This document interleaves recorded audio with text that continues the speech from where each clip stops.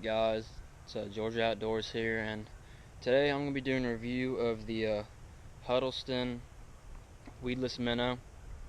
If you haven't seen my previous video I had put up a year ago or so, I did one of the Huddleston Weedless Shad. If you haven't seen that, go check it out, because I'm sure if you're looking at this, you've probably looked at the Weedless Shad. Also a great bait. Let's just start off with my overall opinion.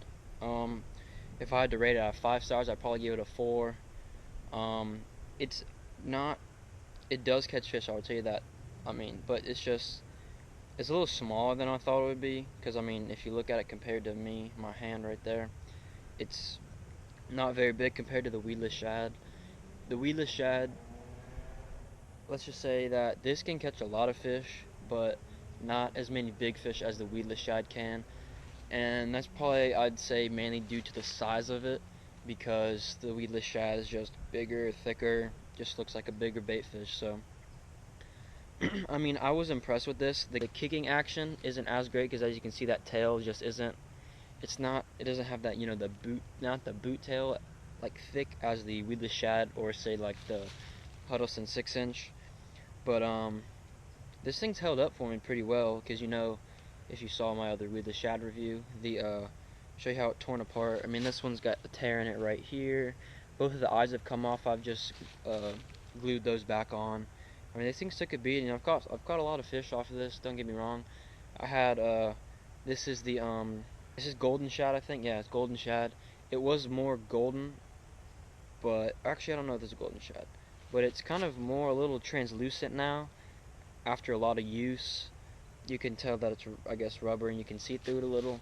But I had one in the silver green, and I lost that one. They say weedless. It's mostly weedless, but the way that I've lost it after you use it for a while. The hook will get kind of bent out just a hair, and the rubber will get soft, and as you can see, the hook will get exposed just. Once you run over it, it's decently weedless.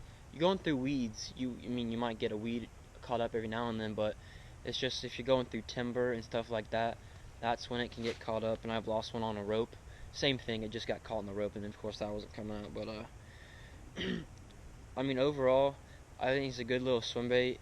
You can catch, I think I might have caught a crappie off this before. It's a small swim bait, but it catches fish. I just wish they hadn't upped the price to, I think it's $7.99 now on Tackle Warehouse for this, which is I don't think it's $8 swim bait. I think it should be more of $5 or $6. The weedless shad, I'll pay $8 for the weedless shad, because that'll catch me bigger fish. A fish that's gonna eat the weedless shad is gonna eat the weedless minnow as well. They're practically the same bait almost, just smaller with a different tail. I would recommend this if you're looking at the weedless shad and the weedless minnow. I would get both, kind of see what the fish in your area are looking for, what they're biting, because sometimes they might not want to go after that bigger presentation with the weedless shad, and they'd go after the weedless minnow instead, just a little smaller. For the ways I fish this, first I'm throwing this on a 6/8 medium heavy. It's not, I don't know how heavy this is, maybe 5/8 of an ounce, maybe, I think, or a ½ ounce. So it's a decent weight to it. It's just a little swim bait, but you can chuck it out there pretty good. So the ways you can fish this are, you can straight reel it in slowly. You can reel it in fast and burn it. Get it on the bottom. If you get it on the bottom, you can slow roll it. The tail moves some. When I fish this in every season, it does good. These, I will say this, if you fish one of these or the weedless shad on a bed in the spring when they're spawning, that is killer. I've caught some of my biggest fish ever doing that. You can burn it. It doesn't sink very fast, so if you burn it, it will be closer to the surface, up on the water column. You can slow roll it on the bottom, but I recommend you throw it out there and you let it sink to the bottom, and then you just gotta wait a little bit, because it's not too heavy, so it won't sink very fast. You can hop it off the bottom. I've found that effective sometimes. If you just throw it out there, let it sink, and just kind of lift the rod tip up, and it'll come up and then sink back down. And sometimes once they'll follow it and they'll look at it, and once it's on the bottom, and once once they see it go back up, that's when they'll hit it, that reaction strike. Or sometimes if you just move back to the bottom and they think it's dead, and so they'll get it up there and they just take off with it. So 4 to 5 stars. Durability, it's gonna wear out after you catch fish. It's just evident. That's just what happens to soft swim baits. But if you get some Mend-It or something like that, that's what I've gotten. I think it's Mend-It. You can, after it rips or something, just get the brush out, put some of that Mend-It on there. Usually I just wait.